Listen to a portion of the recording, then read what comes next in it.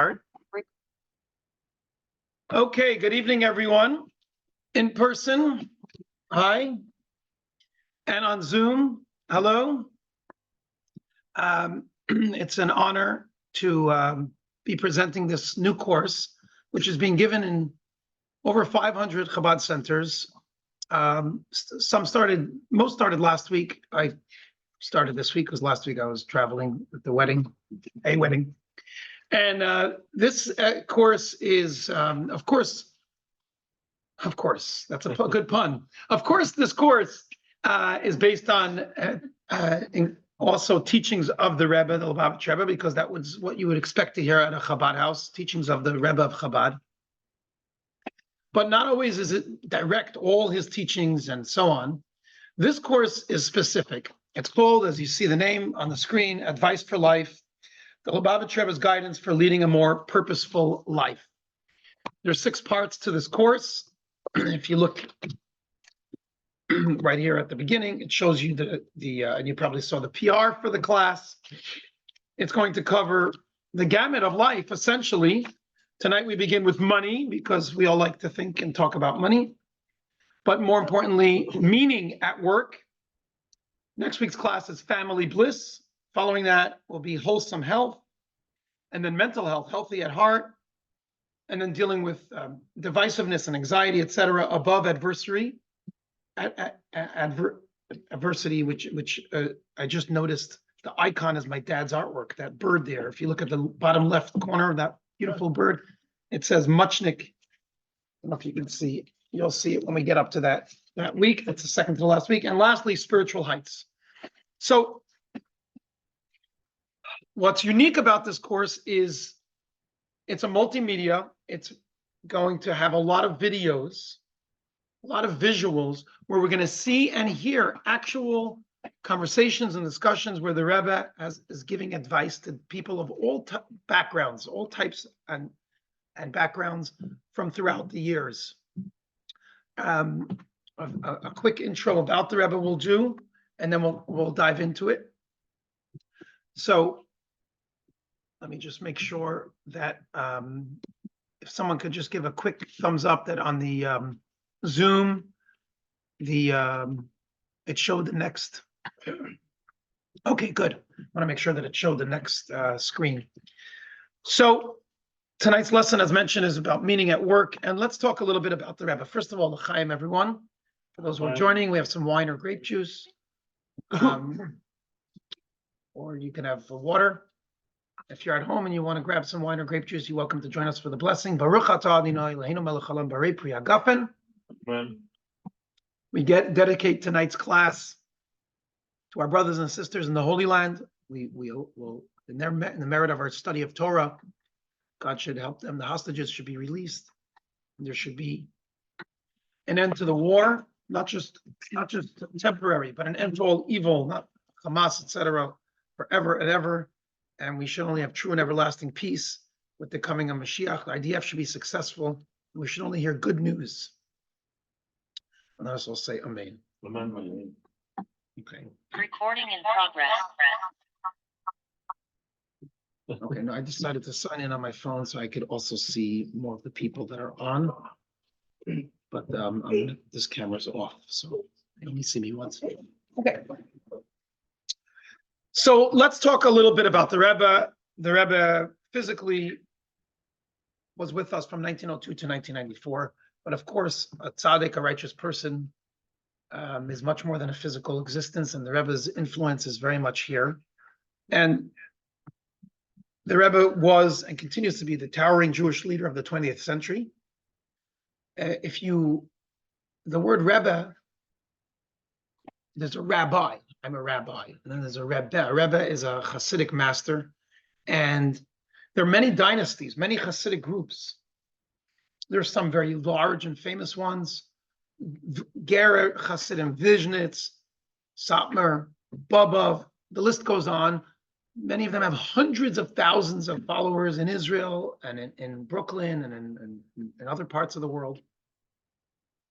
But generally, when you speak about one of Hasidic dynasties that has a Rebbe, it would be the Bobov Rebbe, the Vizhnitzer Rebbe, et cetera, et cetera.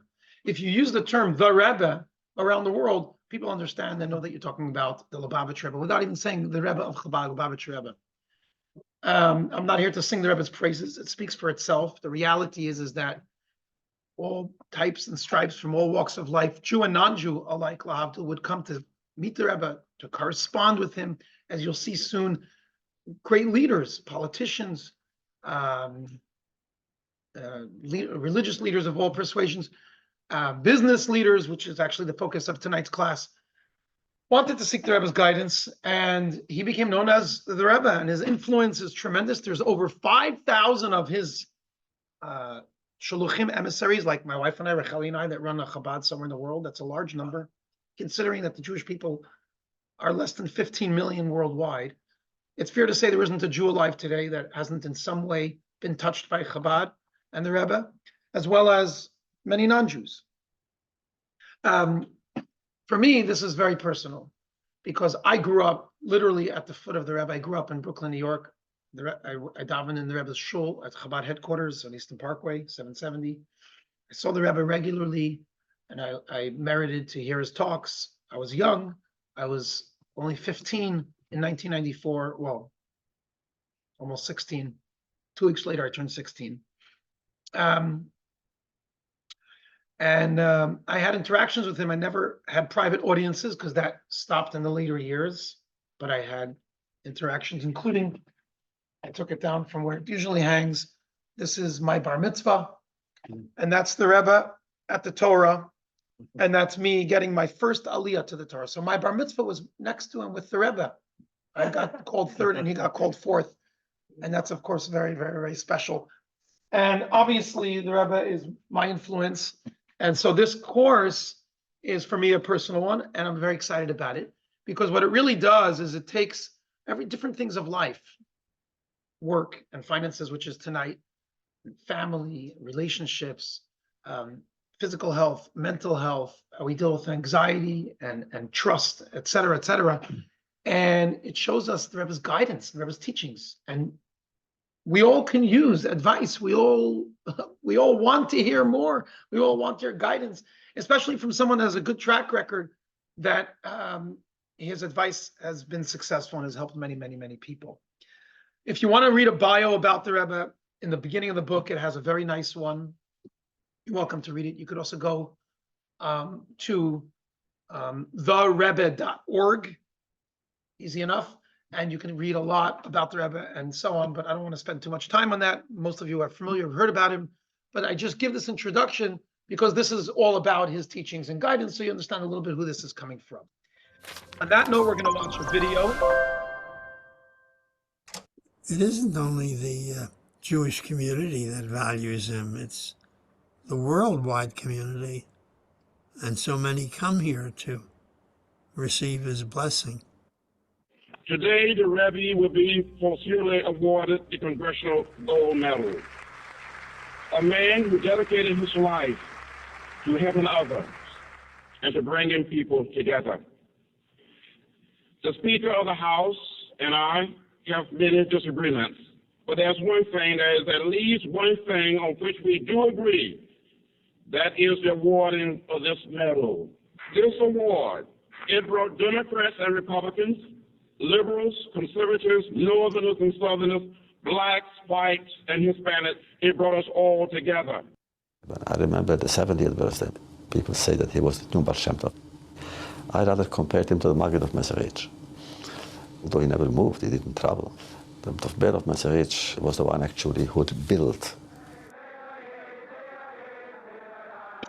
The Rebbe was like the Maggid. He had vision and wisdom and knowledge and everything else, but in practical life, he was an architect. He knew whom to send where. I think the Shaliach himself didn't know why he was sent somewhere, but he knew. The Rebbe was an architect in this part, in this respect. He knew how to build. And therefore, I have asked for the blessings of the Rabbi, of our great teacher. Rabbi Schneerson is a great man in Israel. All of us respect him.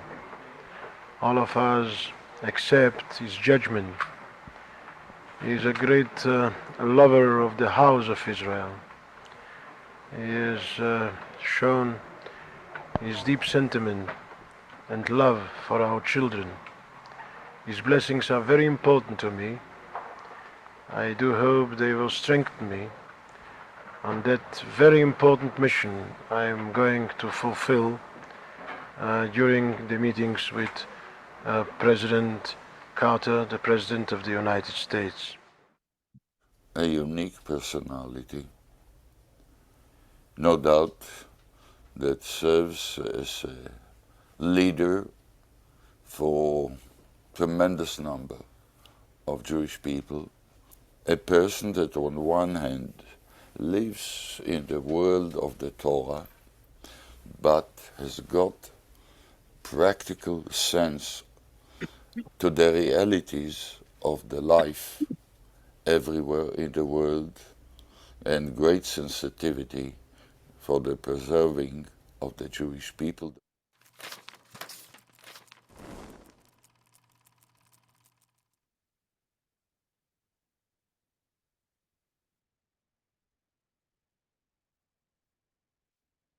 So that was a little video.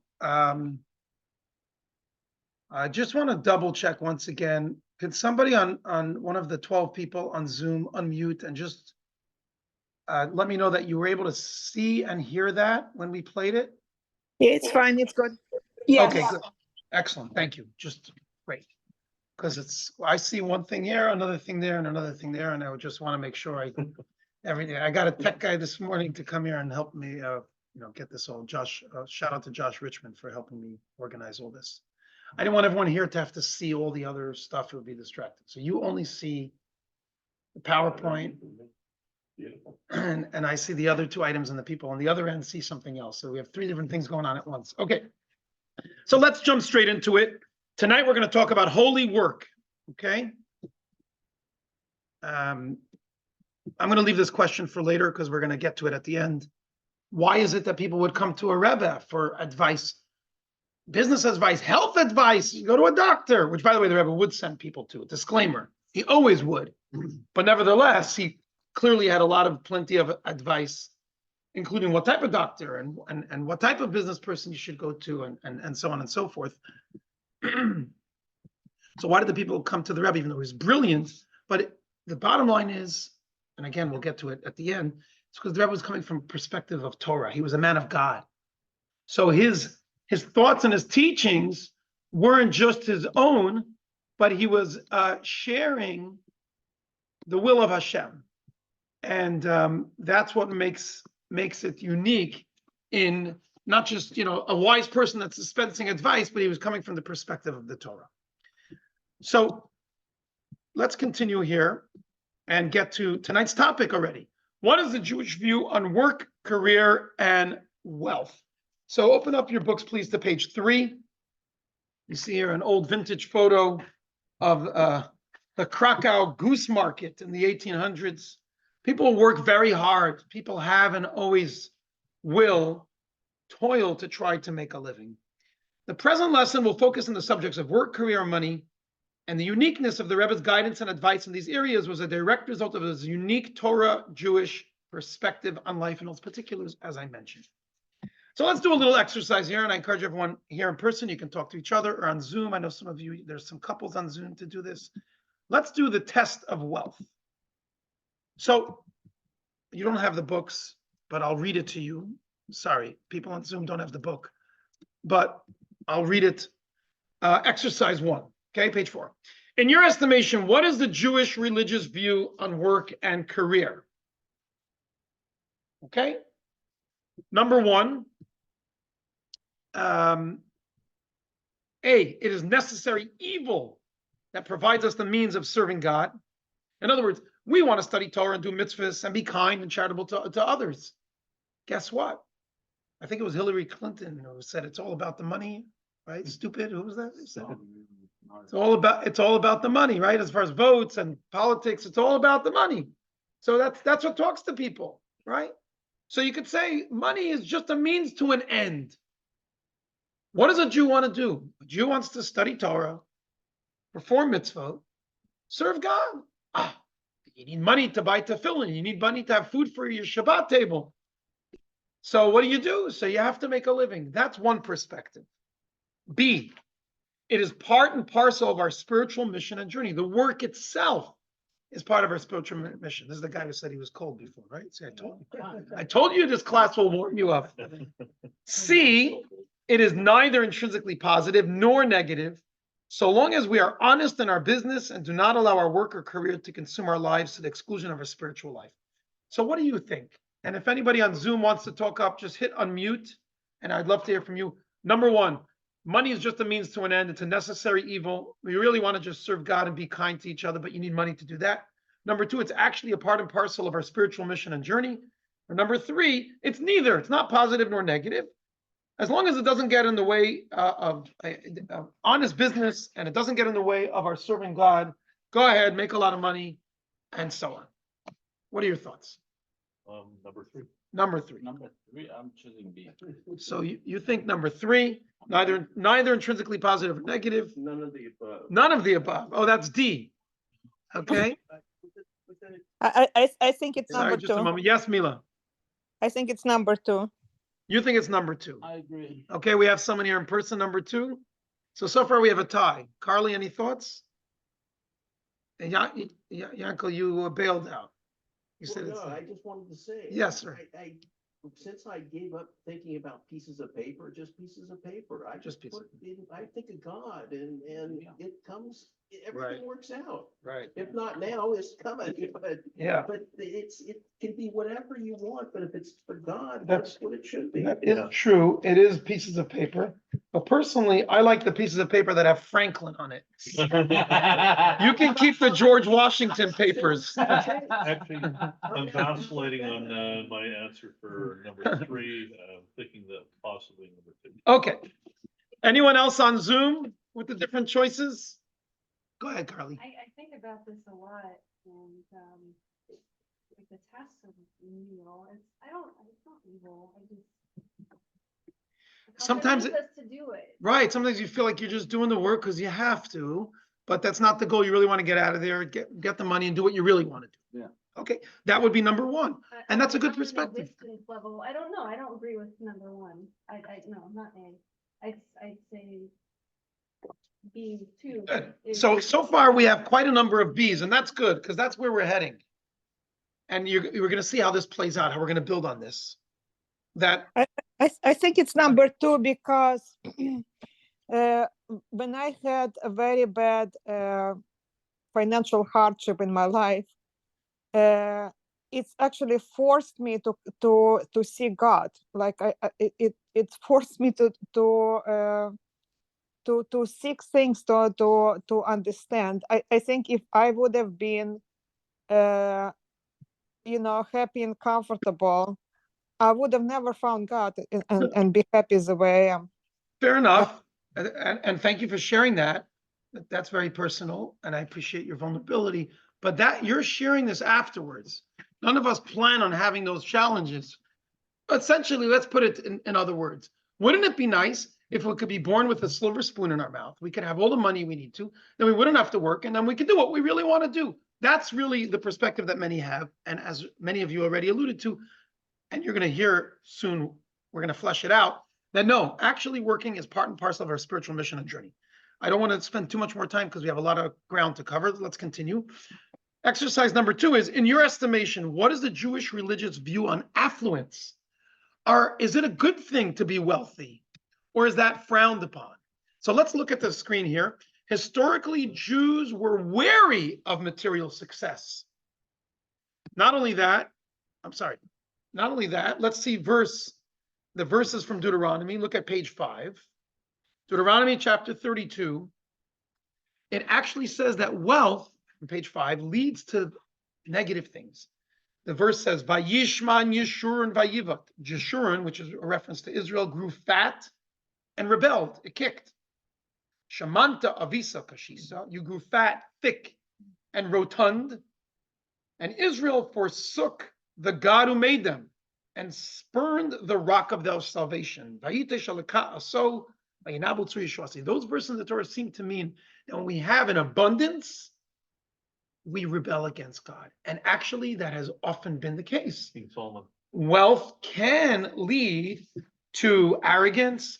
It could lead to a sense of inflated self. It could lead to the opposite of belief and trust in God, and so on and so forth. In fact, in Proverbs and Mishlei from King Solomon, thank you for mentioning King Solomon, we have a verse, chapter 18, verse 23, Tachanunim yidaber rosh, King Solomon says, a poor person speaks with supplication. He or she has a contrite, a broken heart, a humble spirit. But va'ashir yana azus, a rich person replies with impudence. So seemingly in Judaism, it isn't necessarily a positive thing. Now, historically, that's been the case. However, catch this. The Rebbe embraced the challenge of wealth, seeing it as a divine blessing. And this may come as a surprise to many. The Rebbe's approach to wealth, and you're going to see soon, not just to be comfortable in order to live, but to make more and more and more. And you'll see soon why. Let's watch this video. We'll start with Purim 1955, when the Rebbe spoke about the test of wealth, and then made an incredible offer. Der Nisoyen von Aschiris ist ein sehr schwerer Nisoyen, von deswegen allweil alle Juden gesagt geworden, sollen alle werden gewinnen. In Amerika ist Minig, jede Sache stellt nach Wut als Abstimmung. Die was eine Maske im Annehmen als hier, der Rebester soll sie geben, Aschire ist der Floge. Und sie hat nicht der Haravani, was sie unter dem Dafen willkommen haben. Mit dem Jezer Horror soll sie nicht Machschel sein, soll nur heben die rechte Hand, der Leben Scholen. We were seen by Fabringen, and the Rebbe said that anyone who wants to become wealthy, raise your hands. Now, who has the audacity that I should ask the Rebbe about Gashmias?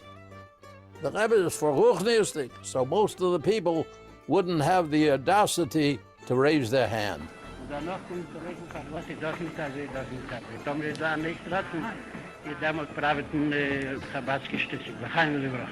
Reb Shmuel Isaac Popak was said to have raised his hand, a fact that he would never confirm or deny, although he always told the story. 6 or 7 people raised their hands, and they all became millionaires. Including him. Subsequently, I asked the Rebbe for a broche. I had no parnosa at all, and the Rebbe told me I should go into real estate, which I did. And I told the Rebbe I had no money. The Rebbe says, you don't need money to go into real estate. So through certain maneuvering, we were able to buy 2 houses without any cash. That started us off in the real estate business, and thank God we make a living.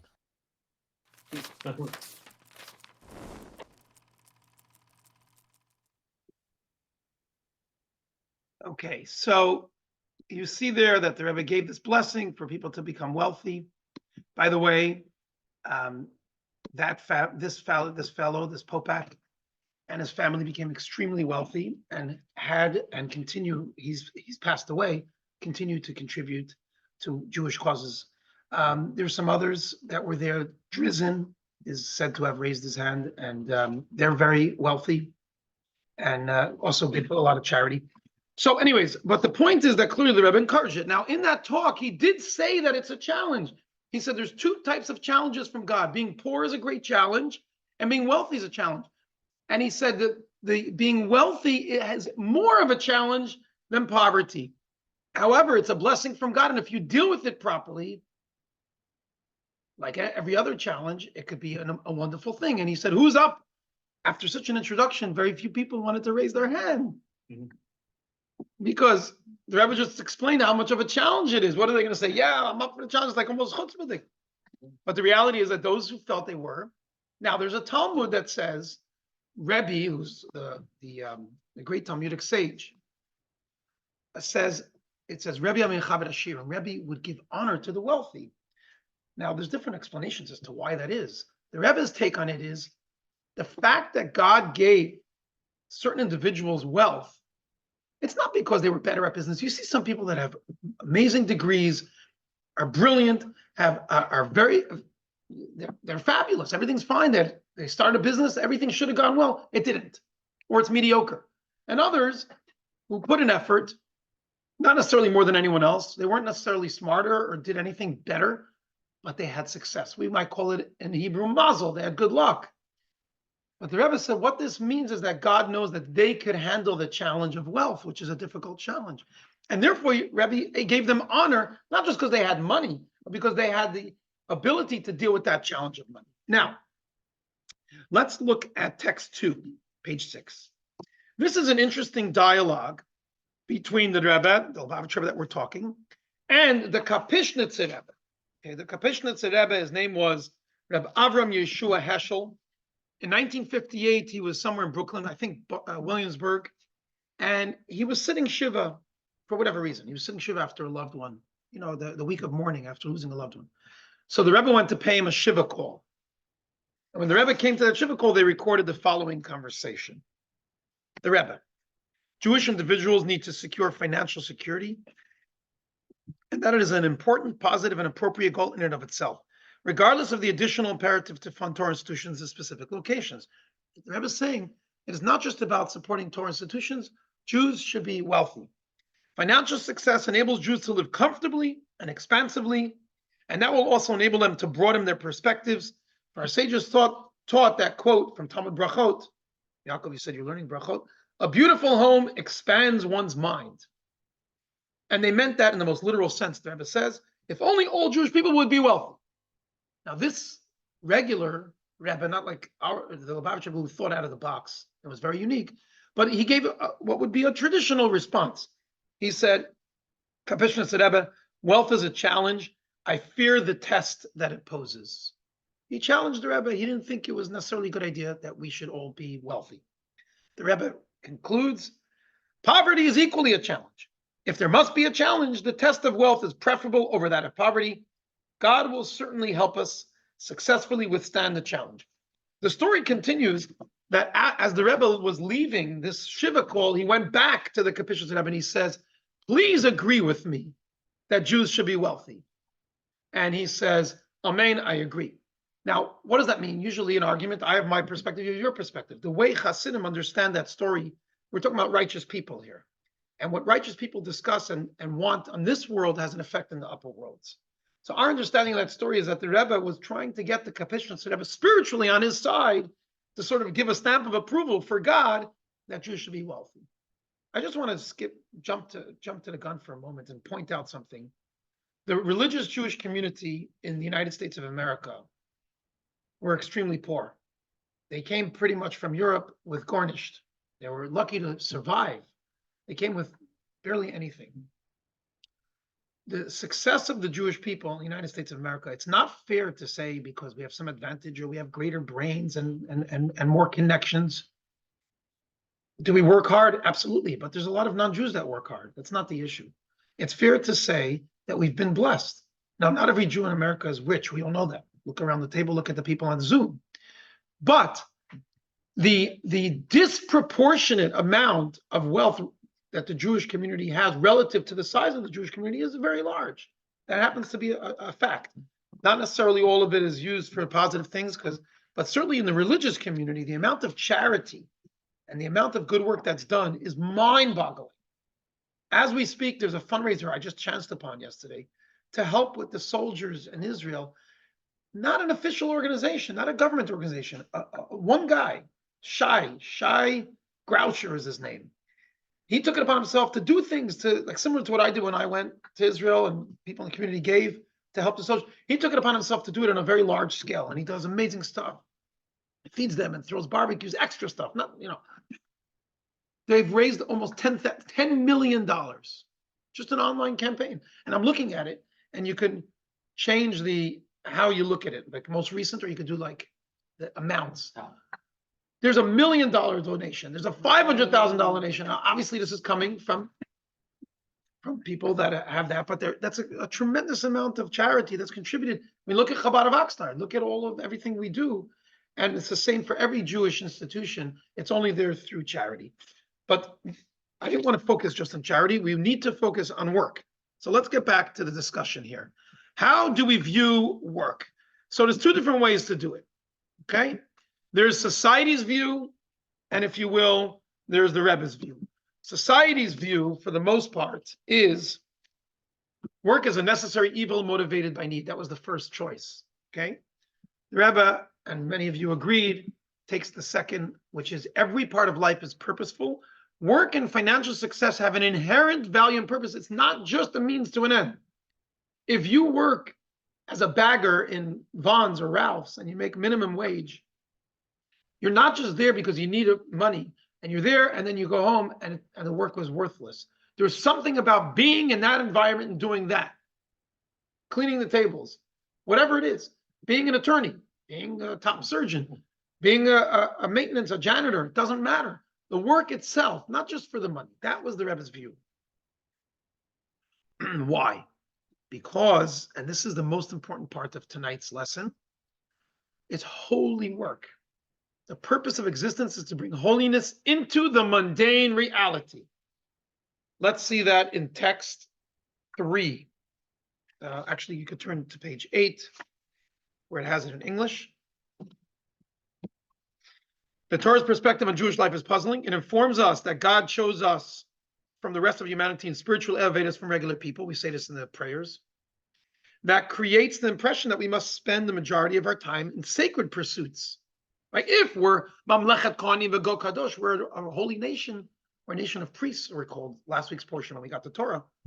So we should be sitting and studying Torah and doing mitzvahs all day. And worshiping in the tabernacle and later in the Jerusalem temple. Why then does the Torah itself establish that the majority of a Jewish individual's life is to be devoted to material pursuits, in which there's no distinction between anyone else? You ready for this? I quote. We say this every Shabbat. We quote from Genesis. Sheishet yamim ta'avod, 6 days a week you shall work. Va'asita kol melachtecha, and you shall do everything. Uvayom hashvi'i tishpot, and on the 7th day you shall rest. Catch this. The Torah doesn't just say the 7th day Shabbat is a holy day and don't work on Shabbat. That same Bible, the Word of God, says 6 days a week you shall work. In other words, just like it's holy to not work, and the Shabbos is a holy day of Shabbos, it is holy to work 6 days, not just to make money, as we're going to elaborate. The explanation is that the purpose for which God created the world is that God desired that we actively turn this material world with all its corporeality and material coarseness into a dwelling for God himself through serving God in this world in accordance with the Torah that he gave us. How do we achieve that? To achieve that, the majority and the main thrust of our daily service of God is not strictly spiritual activities. After all, our spiritual activities are comparable to the divine service performed by souls before they enter the world and after they return to heaven. If that's the case, why did our soul have to come down into a body? Rather, we spend most of our time specifically on interaction with materiality, whether it's working, or it's taking care of our health, or it's eating or drinking, or, you ready for this? Sleeping. A third of our life is spent to sleep. That means if a person lives to 120, which is the maximum, 40 years sleeping. So out of your 120, you only lived 80 years. No, there's something we're accomplishing with sleeping too. We're bringing spirituality down into this world. That's not, tonight's class is not on that topic. I'm just pointing out that everything we do is part of serving God. Otherwise, we wouldn't have to spend so much time on it. As I mentioned before, therefore, the Torah emphasizes for 6 years you shall sow your field. I mentioned it with the week. It's the same with the sabbatical year. The idea is to bring sanctity and divinity down into our fields, the coarse realm of materiality, so as to turn our material and corporal world into a home for God. So again, it's not just about spiritual, it's about bringing it down into the reality. How do we see this? Well, when we exemplify Torah ethics and values in the workplace, then what we're doing is we're not just studying Torah in the synagogue, but we're living the Torah in the workplace. And that is bringing God into the world. God doesn't want to remain locked away in the synagogue or in the house of worship or in your Jewish home. God wants us to be on the street. He wants us to be in society, but bring Torah values and bring godliness into that reality. And that's the whole purpose. Otherwise, all Jews should move to Israel and sit and study Torah all day, and we should just be financed by God. But he didn't set it up that way. He wants us to be regular people involved in the mundane. The spiritual purpose of a career, part 1, page 9, bringing holiness and Torah values into the mundane workplace is the ultimate purpose of creation. Story time.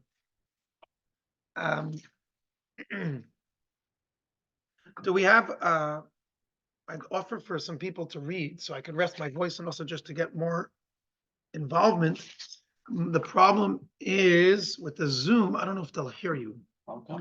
Unless we have someone. Yeah, or just sit close enough. Okay. What? Well, I could get a cordless mic, but. Next. Okay, so we're on text number 4. Go ahead.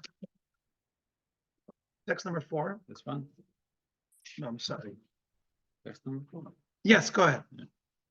My grandfather, Rabbi Shmuel of Lubavitch, the 4th Chabad Rebbe, had a close follower named Elia Abelard, who, in terms of scholarship and aptitude, was a simple fellow. In one of Elia's private audiences with my grandfather, he was told, "Elia, I envy you. You travel to various fairs where you meet many people. In the middle of a business transaction, you get into a spirited discussion over a Torah insight, something inspirational you recall from the public Ein Yaakov class that retells stories and ethical teachings from the Talmud. When you do that, you arouse the other person's interest in studying Torah. This activity causes much joy on high. God rewards such trade with the blessing of children, health, and sustenance. The larger the fair, the more work there is, and the greater is the livelihood earned." Beautiful. Continue. Is that it?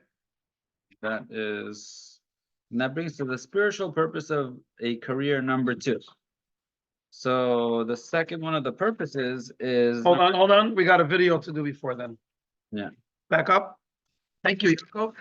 So again, what we're going to see now is a video that shows this idea. We're going to see a prominent religious Jew that works at was one of the top at IBM, and also a Jew that was very successful in the garment industry, and their advice from the Rebbe and connection with regards to bringing godliness into the workplace. Here goes.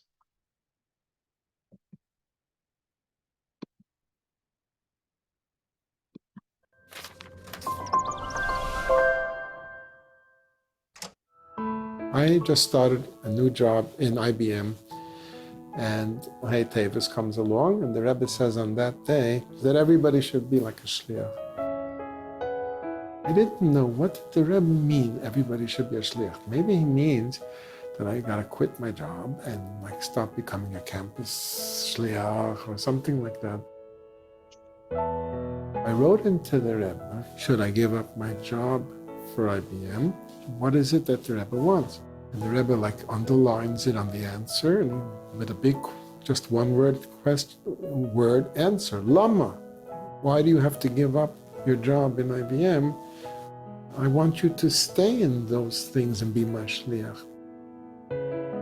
Madische mitzad de Geber kinonu, als wo kommt und was einmal mit dem Masse kommt, soll dorten Schmäh von dem Mäbischten, soll dorten machen, dass in ein Leben als eigentlich Schake, bis wir Schachanti beseichen, ohne mit dich, in seine eigene Dalle Dame ist und danach gleich, al besser mit Bachut. And that was what I ended up doing. I stayed in IBM. I had a very, very matzliachtik career. So if you would give a warm round of applause for Mr. Moshe Rappaport from IBM. But I felt all the time that I was doing shlichus. In other words, I would make speeches all over the world. Your desktop or on your wall, or you're going to be wearing and so on, that are AI driven. But the real, all through my career, I would write to the Rebbe what was going on, what I was doing. Going to be secure. How are we going to manage the access control? Top people, CEOs, politicians, famous journalists from all over the world came to find out what IBM was doing in research. And I get to meet all these people with my yarmulke, with my beard, and so on and so forth. And Jewish people came over to me, and I was actually a shliach in that sense. My offices center in Hong Kong should be competition. You certainly know that now Hong Kong is a visiting place for many Jews from several countries. And then you can influence that during their visit in Hong Kong, when they are returning to their homes, they will bring with them additional Yerushalayim. And that will be your business also. אני במקצועי נייבל ארכיטקט, יש לי מפעל בארץ גדול, ובזכות ברכתו מלפני שנתיים במכתב שכבודו כתב לי, שקיבלתי ממנו, קיבלנו עבודה גדולה מאוד, $2 מיליון, בצבא ארצות הברית, חודש אחרי המכתב. חודש אחרי קבלת המכתב קיבלנו את העבודה הכי גדולה בחיינו מהצבא האמריקאי. זו התחלה גדולה, ובאמת יש בכך יכול לעשות כפליים. אני מקווה, אני משתדל, והרבה עובדים שלי שלא היו יראי שמיים, כשזה קרה, חזרו בתשובה. וזה הודות לכבוד הרב. עדיין עליך להוסיף עוד יותר בירושלים שלו, כאילו שלבחור יילו ויעשו כליך על כל פנים החצי ממנו.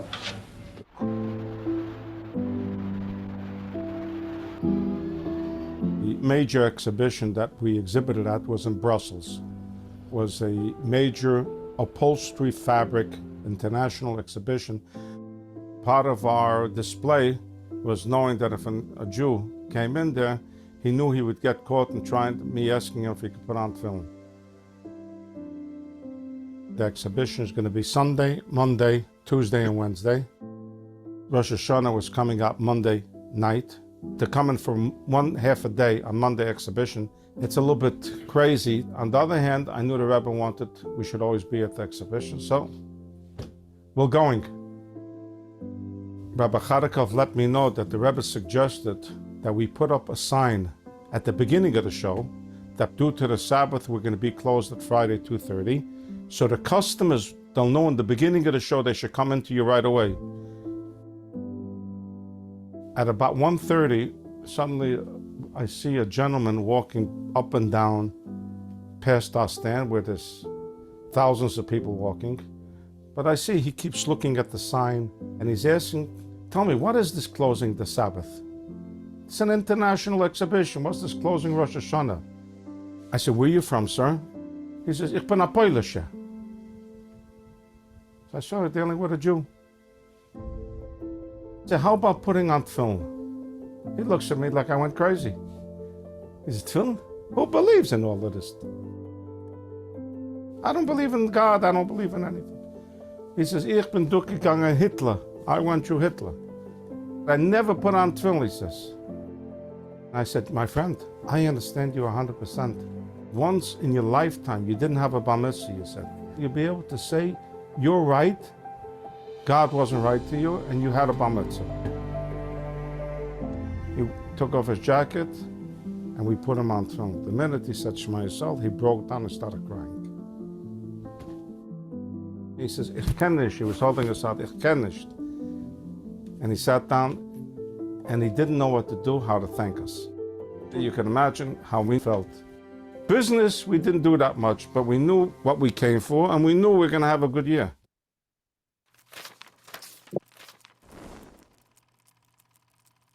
Okay, now I want you to pay attention to, let me put myself back on. I want you to pay attention or think about that last part there, where he said, business we didn't do, it didn't make any sense for them to go for that half a day, because Rosh Hashanah was that night. He got mixed up with the Sabbath. He meant Rosh Hashanah because that's what he spoke about. So Rosh Hashanah was Monday night, Tuesday, Wednesday, and then the show was over. So all he had was Monday till Monday afternoon. Then they had to close because Rosh Hashanah was that night. A half a day out of a 3-day conference. It made no sense. He went from Israel to Brussels with all his textiles. It doesn't make any sense. He said the only reason we did is because the Rebbe always encouraged me to go, and I knew that something spiritual will come out of it. In other words, and here we see this on this next slide. One perspective, which is the first point we were bringing out, is that bringing holiness and Torah values into the workplace exemplifies the ultimate purpose of creation. But now we're saying number 2, and it's here on page 11 in your book. Even more so, the workplace affords us unique opportunities to inspire others to do better, to be better people and better Jews. And by the way, I realize that a lot of people either here or participating on Zoom or watching this recording later are not necessarily still working because they've retired. And we're going to get to you about retirement. I'll tell you right from the get-go, the Rebbe was not fond of retirement, and you can understand why. But the ideas here are still important for everyone to understand. In all of our areas of life, it's not just about a 9-to-5 job in an office. We're talking about being productive and being out there and being involved. Okay. Let's now look at page 12, a teaching in Tanya from the first Rebbe of Chabad, the Alter Rebbe. Now, this is to answer a question: why do we work? So most people say, why do we work? To make a living. But the Alter Rebbe says something differently. It's much more than that. Here we go. Who is like your people Israel, one unique nation on earth? There's a verse from Samuel. Goy echad ba'aretz. The Jewish people are considered one nation. The implication is that even while they engage in mundane matters, they do not separate themselves from the true one. In Hebrew, what it says here is Goy echad ba'aretz, that with the earth, we're a Goy echad, we're a unique nation. In other words, we're not just unique in our spiritual service, but even in our mundane service of God, we are unique in how we do our material engagements. So the first Rebbe of Chabad, about 250 years ago, says it is therefore appropriate that we do not perform all of our mundane engagements for material ends, but rather in order to bring sustenance to our souls, pieces of godliness, and supply them with that which they lack out of gratuitous kindness towards them. Why? Because in doing so, we resemble our Creator. We're meant to be like God. The one God, for God performs free kindness at all times, as it says in Psalms, Chesed Ke'el Kol Hayom, and his kindness is true. In other words, he doesn't do it because he's paid back, in that he animates the universe and all its contents every single moment. So to do that, we work in order to give. Work is not just about a means to an end, is what we're emphasizing here, but our job is to give, as it says here on the PowerPoint, our spiritual and mundane identities are intertwined. We make a living in order to have the means to give others just like God. In this next text, this idea is driven home by a letter from the Rebbe, which was to Rabbi Yecheskel Springer. In 1959, he lived in Israel, and he had a chicken farm, and he was doing very well. And he wrote a letter to the Rebbe that maybe now that I'm doing well, I could slow down on my work and not expand it. And the Rebbe wrote him as follows: your question whether it is appropriate for you to desire to further expand your income, that question has already been answered. 10% of one's earnings must be given to charity. That's, by the way, biblical. Think about that. According to God's wish in the Torah, every Jew must give a minimum of 10%.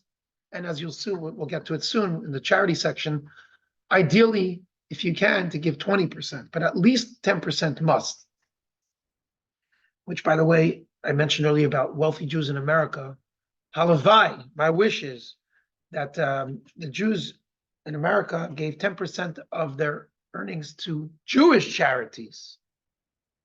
Because sadly, they say less than 5% of Jewish philanthropy in this country goes to Jewish causes.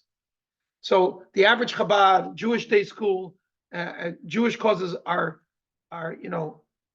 choking and are working so hard to raise funds, and more than 95% of Jewish wealth, unfortunately, not necessarily in the hands of those that appreciate the Jewish causes, it's going to charity, but it's going to all kinds of stuff: jazz festivals, opera houses, Save the Whales, all kinds of. Some of it is noble things, but we got to take care of our own kind first. Anyhow, but the point is that we have to give 10% of our earnings. And by the way, even if you're poor, you only made $10 this week, you give $1. It's not, you don't have a lot of money. If you made $10 million, you give $1 million, fine. But if you made $10, you give $1. It's a test. It's a test from God to see if we appreciate that the money we have is really His. So by giving a tenth, we're showing that we believe that He's the one who provides. As I mentioned here, it says, and ideally for those who wish to step beyond the basic requirements and enhance their observance, 20%. In fact, Rabbi Shiner Zalman of Liadi, the first Chabad Rebbe, explains it is appropriate to give even more than that, if you can. This is especially relevant now that the institutions that require charitable support require expansion, and therefore their financial needs are constantly growing as well. Consequently, additional charities required and that demands greater income. So what he's doing is he's saying, you are a holy Jew, and you're telling me, he's writing to the Rebbe, that you're doing okay now, so you want to slow down from work. The Rebbe says, but if you work less or you don't expand your business, then you have less charity to give. So expand your business so you can give even more charity, even though you don't need the money. But there's more good you could do if you had more money.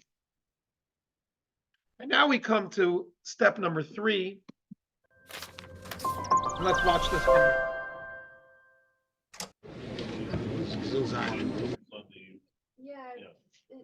Oh, it's an iPhone. Okay, let's see what's going on here. If somebody by mistake is How do they have access to this? yeah, it's a good question. I hope it's not like somebody jumped in here, but I see everybody who's on. Let me see something. There should be a way to turn off. Yeah. Permissions. Yeah. Thanks for showing this to me. That's upsetting. Meeting settings.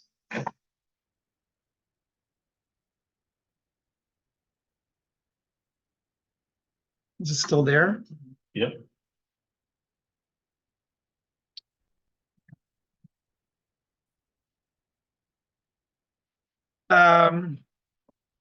Well, if somebody by mistake, the pocket call or whatnot, hit the little button where you can draw, please delete. And honestly, I am not proficient enough to know how to clear that. Let's see. Was recording. Okay, we're back on here. So now let's watch this video now. You should be seeing it on the screen. Okay, here goes.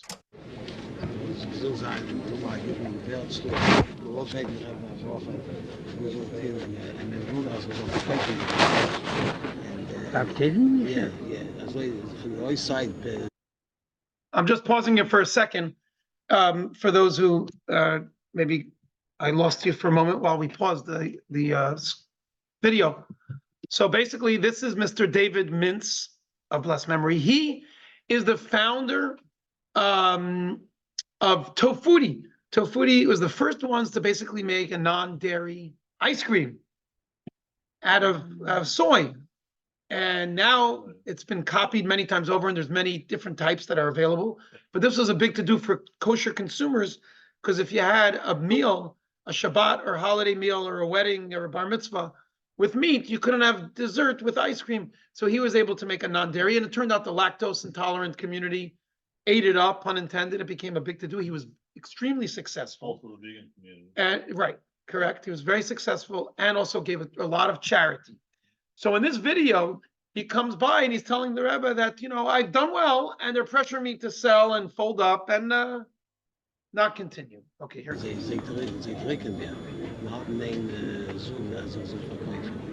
Was verkaufen die Retail Stores im ganzen Geschäft, ja. Was ist erst, der Umstände sind nicht so geht. Die Sache ist so, sie sagen, die Company, die Menschen mit Neues sagen, es kann wachsen ob andere Menschen kommen rein mit der Sache, mehr Geld. Was da eine gute Sache, was das die Leute andere. Nicht, aber so bist du Rebbe heißt also... Nein, mit das manche ist eben, kommt selbst aktiv verkaufen. Aber eben mit dem Geld, was sie da kommen, wird das investieren in ein Geschäft. Aber mit das sein weiter aktiv mit dem Geschäft, der soll dem Leute, soll dem Massage-Leute, und wie ist das hier gegeben, also die Leute, die Menschen schwierig sind. So, der Rebbe halt also gehalten in Arbeit nach dem... Ja, aber das Wesentliche muss als Mamsche sein. Sie will Papier verkaufen. Macht mit Tees, aber mit Atmaya, sie soll tegen die das, was sie bleiben bei euch, soll ihr das verstärken und verbreiten. Now notice that the Rebbe is giving this very successful businessman straight up business advice. It wasn't even spiritual advice. And we're going to talk about that because a Rebbe's perspective comes from Torah and from God. But the point here is the Rebbe is telling him, it's not just the fact that you made money. You have the ability to make more. Stay working, continue to expand the business. And on that note, we get to the next section, which is retirement, page 15. The Rebbe's perspective on work as a means to fulfilling our purpose also shaped his views on retirement. But first, let's do a quick recap of this past part. The spiritual purpose of a career. We had 3 parts to it, and you see it here on the board. 1, bringing holiness and Torah values into the workplace exemplifies the ultimate purpose of creation, as we explained. Number 2, the workplace affords us unique opportunities to inspire others to do better people, be better people and better Jews, as we saw demonstrated with those stories and the videos, etc. And number 3, the greater our earnings, the more we can give towards charitable causes, which is a reason for us to want to be even more successful and work harder, even if we're comfortable, which of course most of us have not reached there yet, but even if we have. Now let's talk about retirement. And you will see that the Rebbe was not fond of people retiring. As Dr. Goodkin, who's 103 and goes to Chabad of Camarillo's minyan every single morning at 7 a.m., says, the only thing that you should retire is your car. No one else should be retired. Okay, so let's see the Rebbe's guidance here. Unapologetic.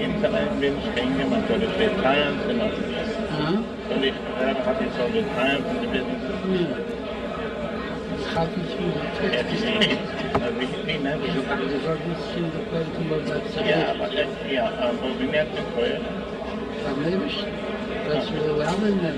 Okay. So kann man los. Ja. Ich will gerade so beten, für gesunde Nachfrage. Ja, ich soll nicht sagen, wenn die gesund sind, gesunde Kinder und wenn gesunde Schule ist, dann man kann schon besser. Ja, aber deswegen retire. Mir war nicht sagen.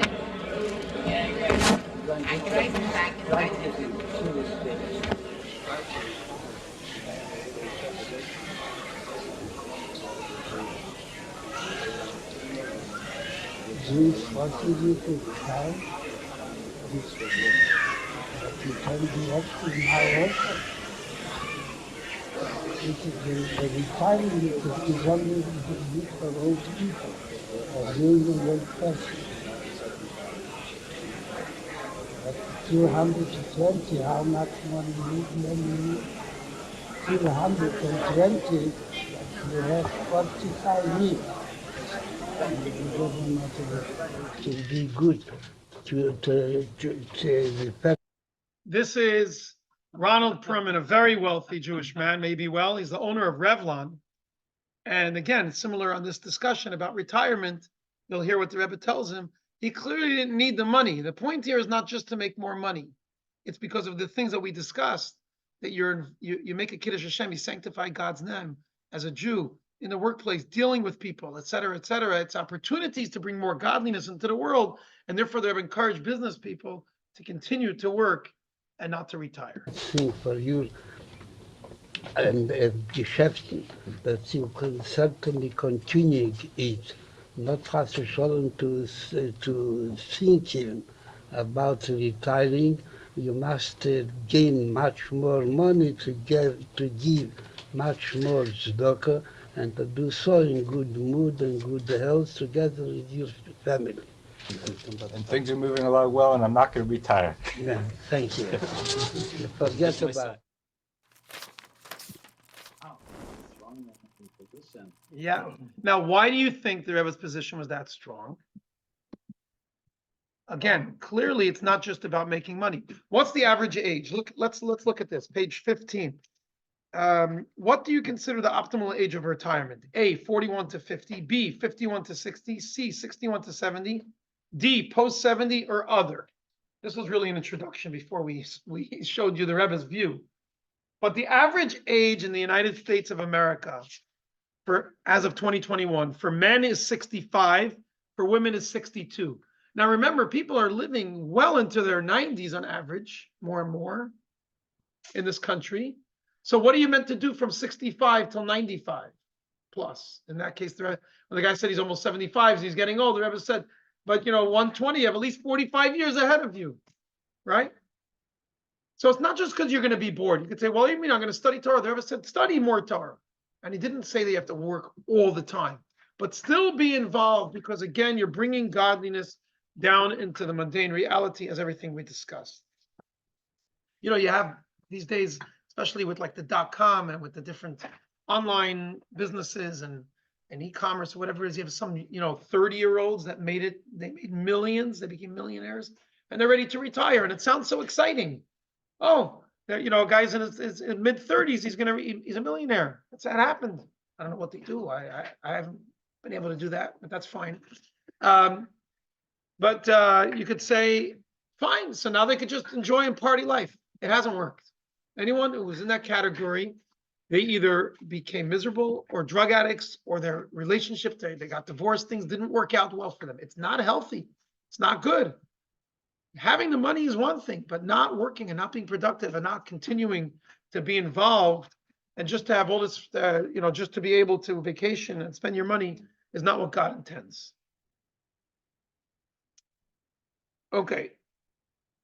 Let's look at the next section, which is the final section of tonight. Page 16, spiritual secrets to material success. Whoops, there was a screen I didn't read here. It's just recapping what we discussed. If one fulfills their life's purpose through their career, retirement would be absolving oneself from that purpose. Now let's get to the spiritual secret to material success. We start out here with a letter from the Rebbe from June 1959 to somebody about putting more trust in God. Isaac, you want to read? You have a loud voice. I think they'll hear you on the Zoom. All right. In God we trust. So, okay, in the Rebbe's radically non-dualistic worldview, spiritual investment holds the secret to success in all areas of life, including financial. The Rebbe, therefore, encouraged individuals to invest in their spiritual lives and Jewish observance as a means of challenging greater blessing into their lives. The Rebbe saw the interplay between practical business engagement and spiritual achievement as a two-way street. Just as our work is an extension of our spiritual purpose, so does our investment in spiritual pursuits affect the success of our work. Now let's see the actual letter from the Rebbe in 1959.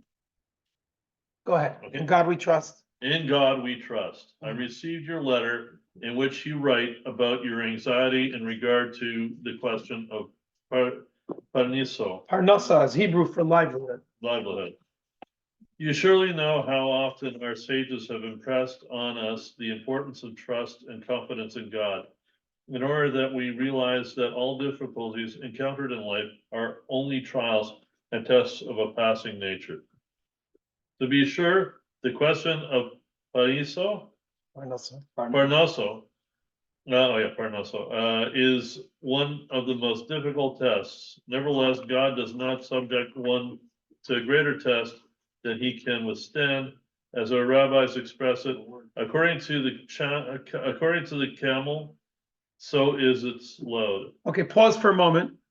I don't mean to interrupt. I just want to make sure we, if you have a highlighter, you highlight this. The Rebbe repeated this often, a teaching of our sages, from Gamla Shichna. in Aramaic, which means according to the camel, its load, that God does not subject one to a greater test than he can withstand. That's for financial matters, and we're also, of course, for health, for anything else.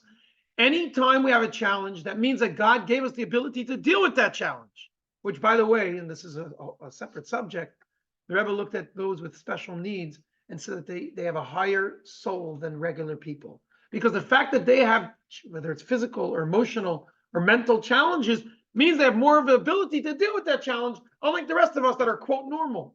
That means we don't have that great of a soul because we don't have extra power. So if you have financial challenges, you need to understand that means God believes that you can deal with it. And go ahead. All right.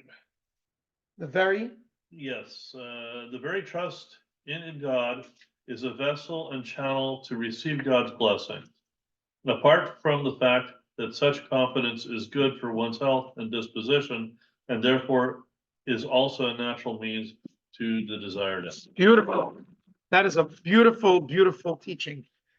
Again, I'm just going to repeat in case anyone on Zoom didn't hear that.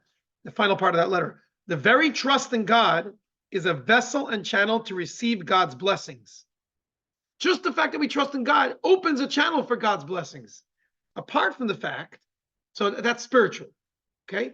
But then the Rebbe says, just practically, aside for the spiritual matter, apart from the fact that such confidence is good for one's health and disposition.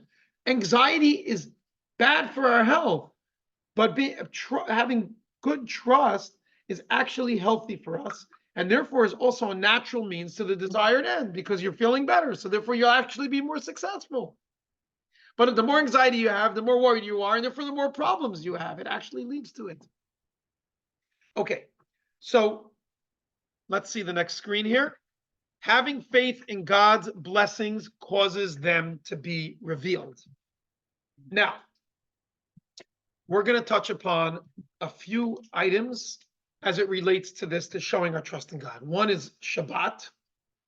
The second is making sure we have time for Torah study, despite our work. And the third is making sure that we give charity, even if it's challenging. Those are the three things that we're going to focus on now as a way to show our trust in God.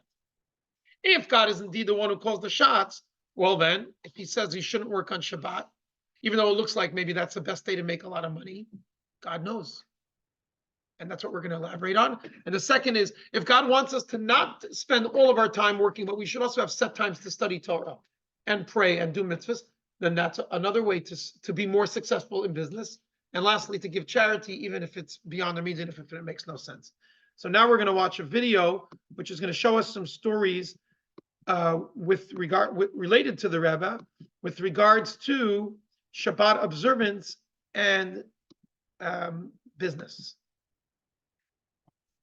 Okay, thank you. It's hard to eat and talk at the same time. Close for Shabbat, faith and practice, sanctifying a workday for the sake of Torah and mitzvot brings greater success. Let's see the next story. I started a store, clothing store in downtown Los Angeles, 3,000 square feet store. I really seriously was saying myself, like, I want to close the store on Shabbos. I don't want to work on Shabbos. But it was difficult to think like this because most of the business you're doing on Shabbos. There was some Shabbos I used to sell $5,000, $10,000, $15,000 on Shabbos. During the week, barely I can sell $100, $150. Now the contract, the lease I have, I was obligated 20 years lease. The owner, he warning me in the beginning, if you ever was thinking to leave this lease, I'm going to run after you to the rest of your life. I'm not going to let you go out from it. So I wrote to the Rebbe, told them, Rebbe, I decide to close my store on Shabbos.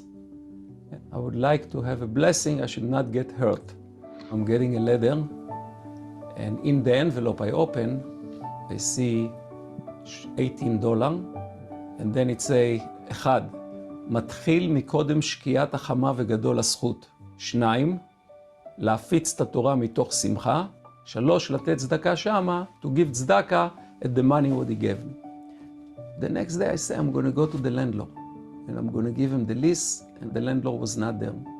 I came back to my store. There is a guy walking to my store. He wants to buy the store, he's telling me. So I told him, go to the landlord. He's telling me, I was with the landlord. I say, what the landlord told you? He say, you're holding the lease, אתה מחזיק את החוזה. He took a checkbook and he wrote me a nice check. Just can tell you, with this check I bought a house and I started manufacturing. And I remember going to the Rebbe, and on Sunday I told the Rebbe, I got a miracle with the store. The Rebbe was laughing and he went like this on my mouth, like, don't talk about this. אנחנו השקענו שלושתנו בביזנס של לסגור בשבת. אנחנו צריכים ברכה והצלחה בביזנס. בשביל השבת ויום טוב. ויום טוב. שבת ויום טוב סגור. Теперь очень нужно соблюдать субботу. Так как это Бог указал, что Асер Садибис дал Торы, он начал с того, что каждый еврей до конца времен должен соблюдать субботу.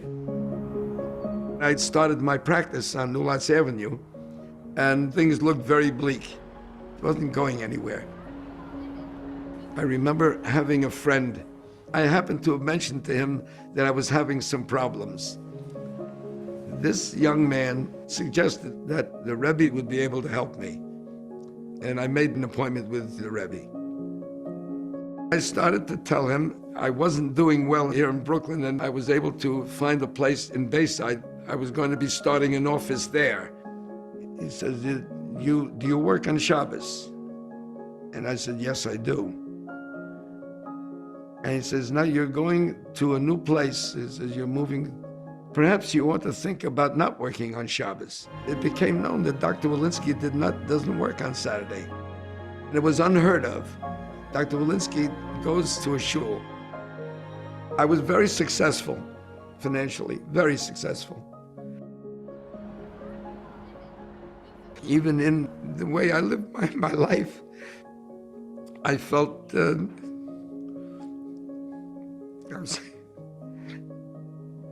more satisfied, more at ease, very satisfied with being Jewish.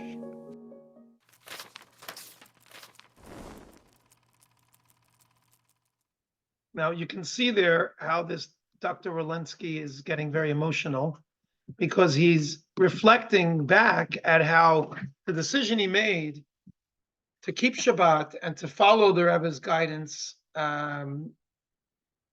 first of all, he was financially successful, but more importantly, he was at ease. He felt that he had a much better life. Now, one can say, but like the story with Ami, who he's friends with my in-laws. He used to live in Los Angeles. I believe he moved back to Israel. The one where he closed his store on Shabbat, which made no sense. That's when he made all of his money. But he became observant, and he said, this is a test from God, and he ended up selling the business and being very successful. It's counterintuitive, because you would think, wait, if that's where we're going to make all money. But the reality is that if again, this ties back into the theme. If work is bringing spirituality into the mundane, then if you're not doing what God wants, then you don't have that spiritual, then you don't have the blessing. The two come together. Let's see this in text 8, a letter from the Rebbe from 1961, Common Sense Thinking.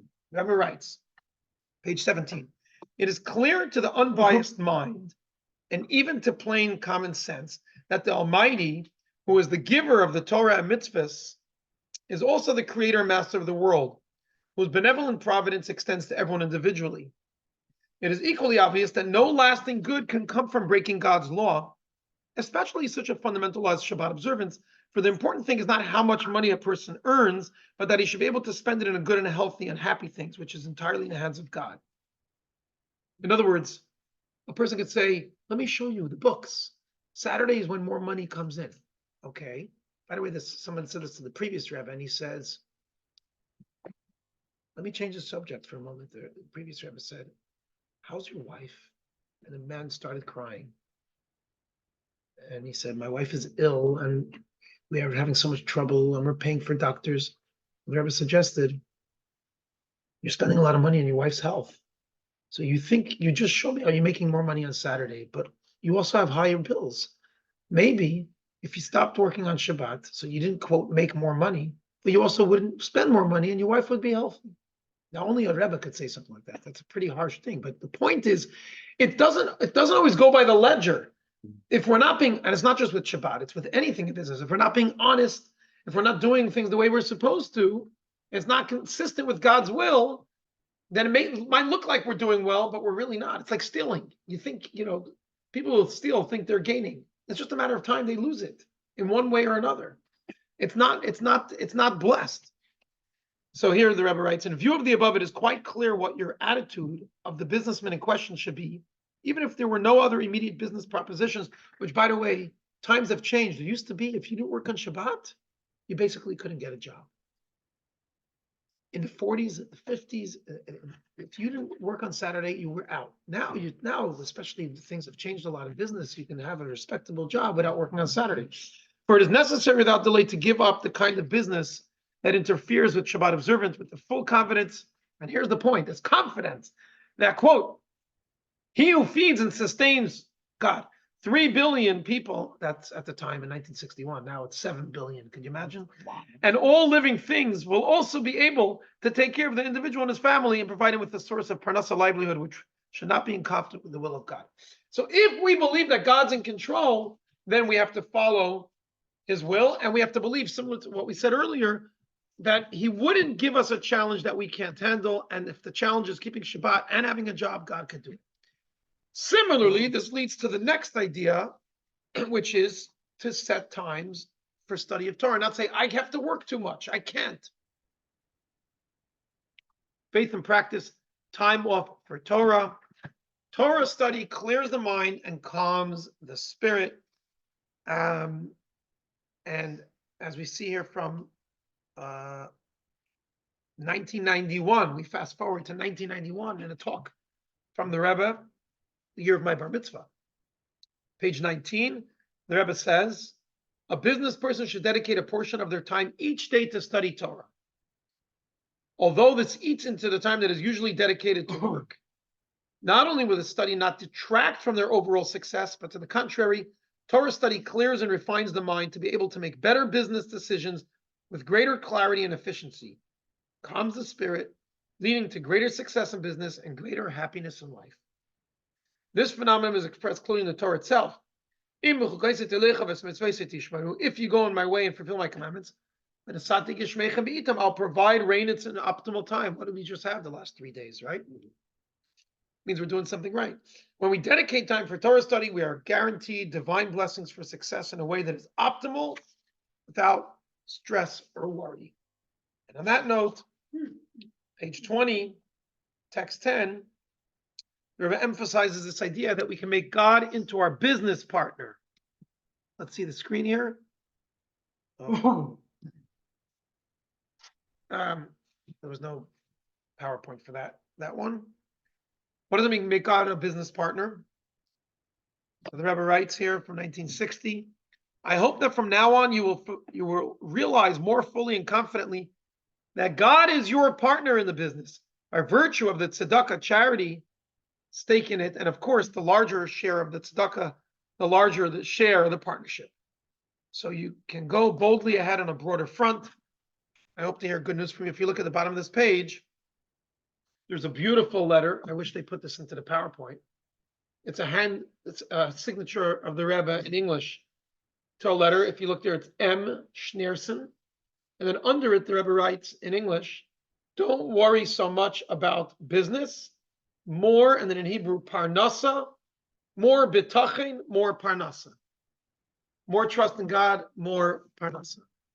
So stop worrying about making money, the Rebbe says, but more trust in God, you'll make more money. And the Rebbe knows what he's talking about. And people listen to his advice and been successful. And lastly, the third part of this idea of bringing God into the business and into our mundane is tzedakah, is giving charity. We make God a divine partner, which is what I just read.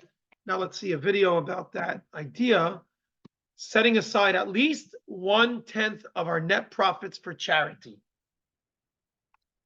Here goes.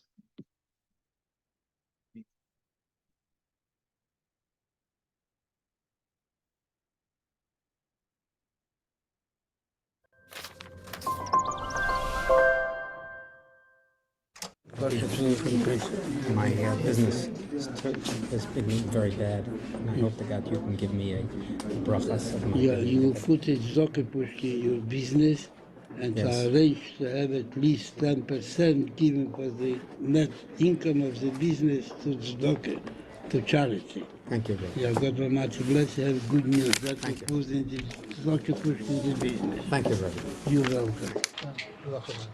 אני דור 11 בישראל, אני פיתחתי נושא חדש שמאוד חשוב לי לשלמות המשפחה ולהצלחה של המשפחה. אני מבקש את ברכתך. ההמצאה היא המצאה מאוד חשובה ויחידה בעולם. באיזה שטח? בשטח האלקטרוניקה. אחסון של מידע מחשבים דרך הטלפון. זו ההמצאה היחידה בעולם. ויהי בהצלחה רבה בשורות טובות. צריך להבטיח להשם שתיתן צדקה 10% מהרווח הנקי. זה ברכה והצלחה. הצלחה רבה. $1 auf Meister. Dann bedienst, das die Meister. So gehen bedienst auf dem Cent? Nein, die Parkette, was Meister sagen, so sagen nicht bedienst, auf Kaufmann mit $1 mehr. Doch mehr wie Meister. Das ist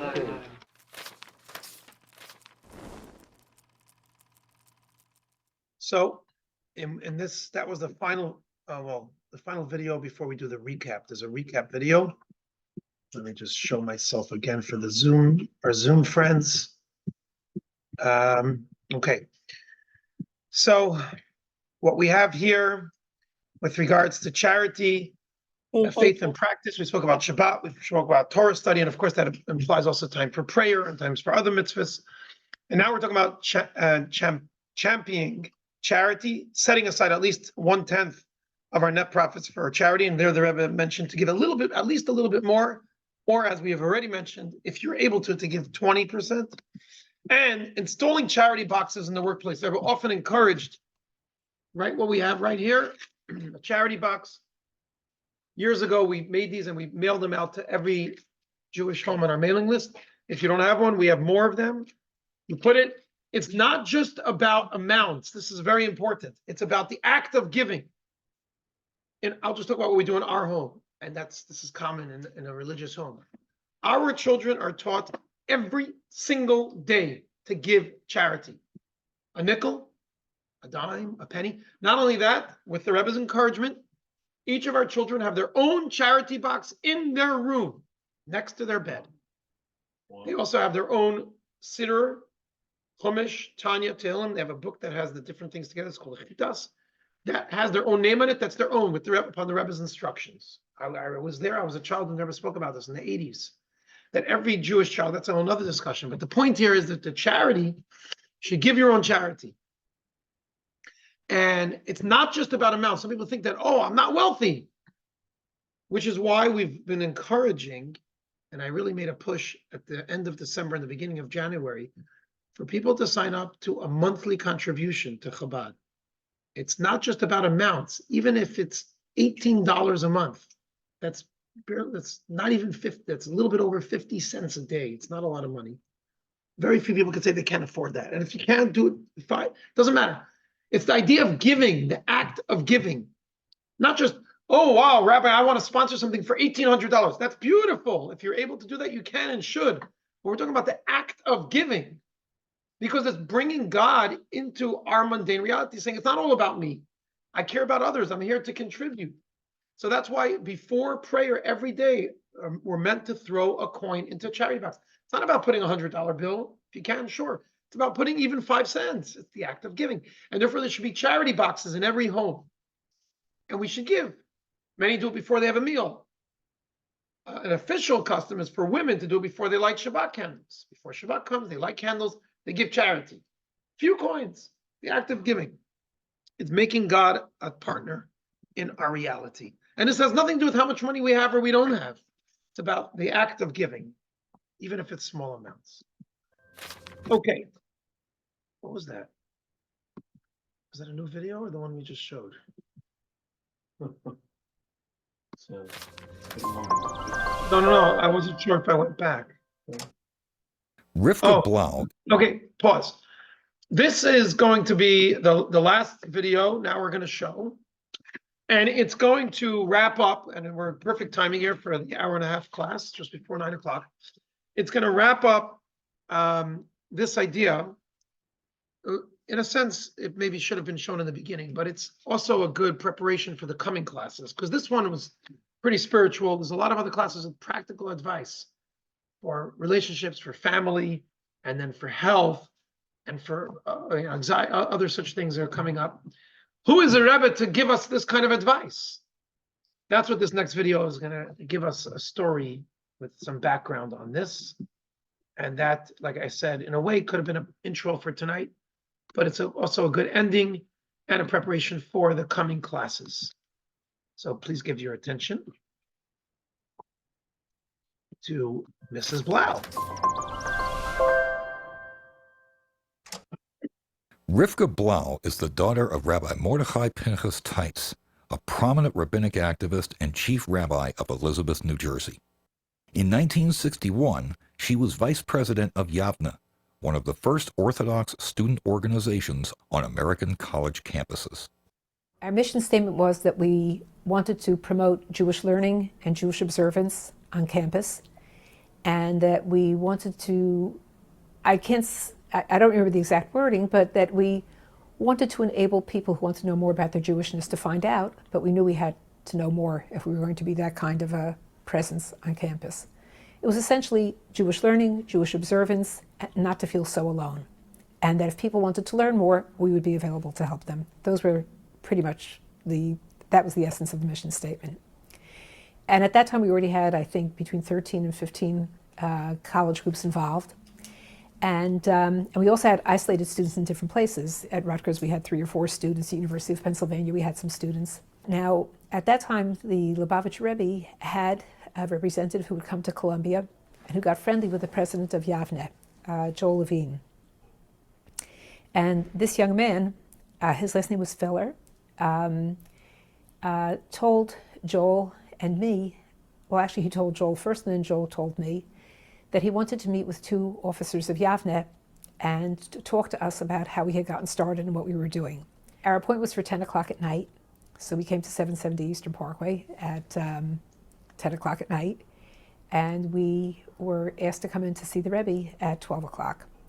And he asked us many detailed questions about how we had started, how we had found each other, what we were finding on campus, what were the problems, what were the possibilities, what opportunity was there for people who were interested in finding more about their Jewishness, how could we reach them, what do we find worked well, what we found did not work.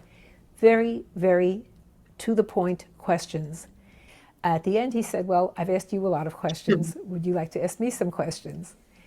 And I had no questions to ask of the Rebbe. I thought that this was a wonderful meeting that we had just now had, and I said, no, thank you. And the fellow who was with me said, well, yes, I've spent a Shabbos or 2 here in Crown Heights, courtesy of this young man that I know from Lubavitch. And I hear all kinds of wonder stories about you. I hear that you know better than the doctor whether there should be surgery or not. You know better than the lawyer which way to proceed with a case. Do you know more medicine than the doctors? Do you know more law than the lawyers? I mean, what kind of thing is this? So the Rebbe smiled, and he said, you know, when a house gets built, the architect draws up a blueprint. He gives the blueprint to the contractor, and then the contractor tells the plumber how to do the plumbing, the mason how to do the masonry, the electrician how to do the electricity, the electrical work. He said it's not that the contractor can do it better than everybody, but he can read the blueprint, and that's why he can give the instructions. So he said, Hashem istakel ba'oraso vara alma, the blueprint of the world is the Torah. So somebody can understand Torah, he can tell other people what they have to do within their own métier. So essentially, what we're saying here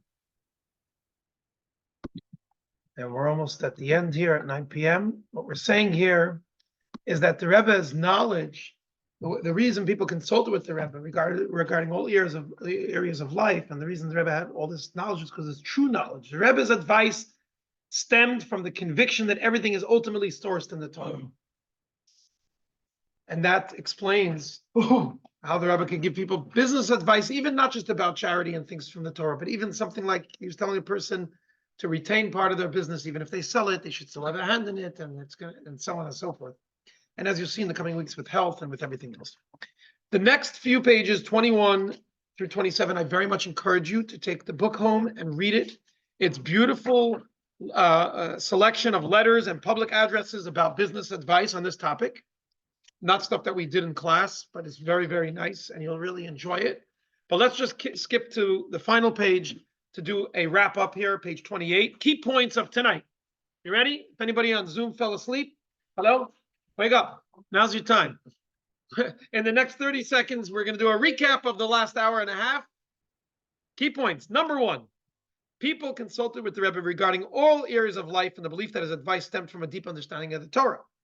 Number two, work is not just a necessary means of obtaining a livelihood to sustain more elevated achievements, but it has inherent value and purpose. God designed the world in a way that we are forced to spend the majority of our time engaged in work, because bringing holiness and Torah values into the mundane workplace is the ultimate purpose of creation. And by the way, this is a paradigm shift for many people.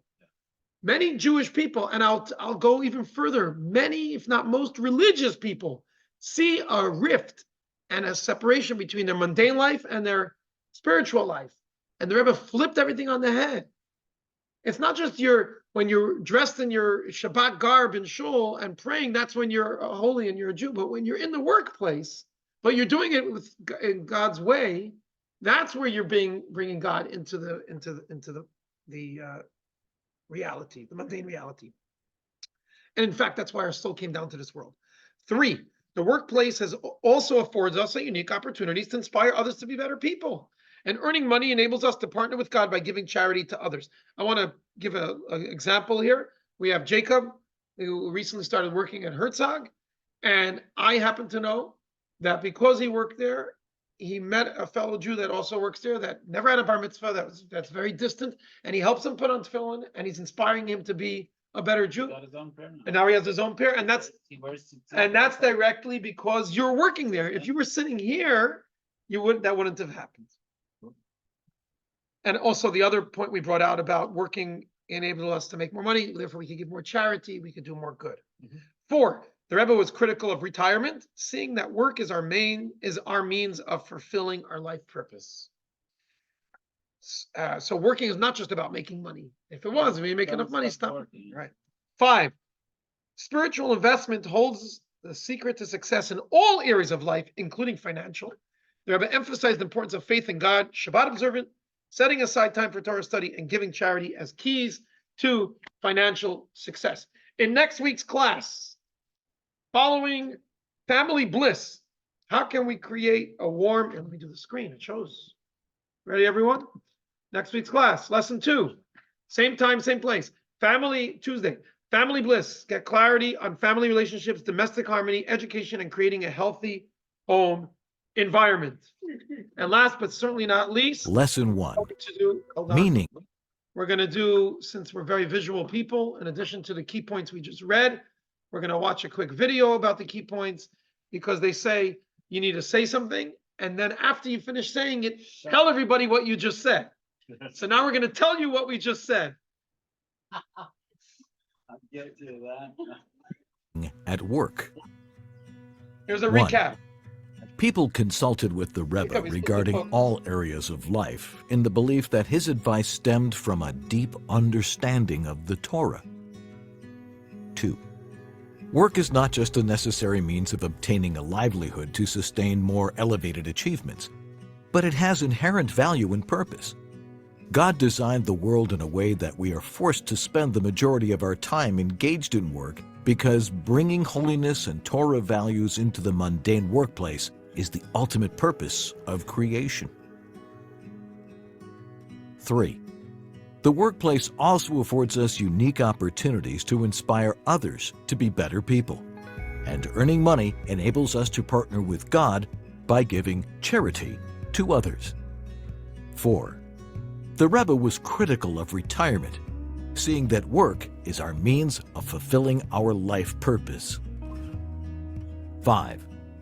Spiritual investment holds the secret to success in all areas of life, including financial. The Rebbe emphasized the importance of faith in God, Shabbat observance, setting aside time for Torah study, and giving charity as keys to financial success.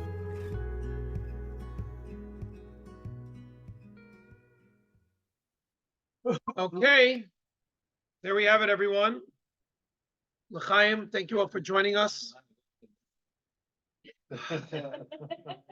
I hope you'll join us next week. Please tell your family and friends they should also join along. And let's hope and pray that we'll try to inculcate some of the lessons from tonight, even if we're just not working, even if we're, not everything is applicable to us as far as wealth, etc. But there's definitely lessons. It's Torah's teachings. And we also have influence on our surroundings. Let's hope and pray that by us studying the Torah and taking lessons from it, and tonight in the coming week's class, this will be a good merit for the Jewish people everywhere, that we should see God's open and revealed blessings, most notably in the Holy Land, with peace, an end to violence and hatred, and all of those who want to annihilate us should cease to exist. And the hostages, of course, should be released, and there should be no more pain or suffering. We should have a world of peace and a world where godliness is revealed, and where we have all of our needs taken care of, physical, emotional, and spiritual, with the coming of Mashiach. L'chaim. Thank you, Rabbi. Good night. Thank you. Thank you for joining us. Good night, everyone. Everyone. God bless you all. God bless you, everyone. Good night. Good night. Adina and Ruvain. Good night, Adina and Ruvain.